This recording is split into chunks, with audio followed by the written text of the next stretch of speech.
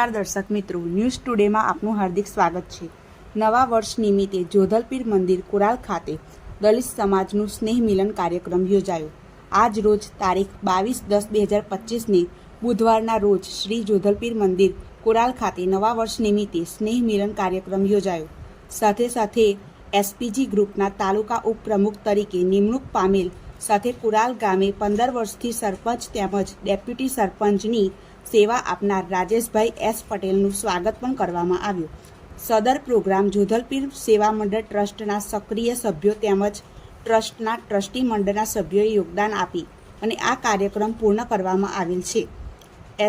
SPG ગ્રુપના સભ્યો તેમજ રાજેશભાઈ તેમજ કુરાલના નવનિયુક્ત સરપંચ અનિતાબેન પરમારનું નવા વર્ષ દિવસે સ્વાગત કરી કાર્યક્રમ ચાલુ કર્યો અને સમગ્ર ગામના દરેક સમાજના લોકો આ પ્રોગ્રામમાં જોડાયા અને એકતાનું ઉદાહરણ પૂરું પાડ્યું। સાથે ટ્રસ્ટી મંડળના સભ્યો દ્વારા પ્રસાદનું પણ આયોજન કરવામાં આવેલ હતું, તો બધાએ સાથે ભેગા મળી પ્રસાદી લીધી।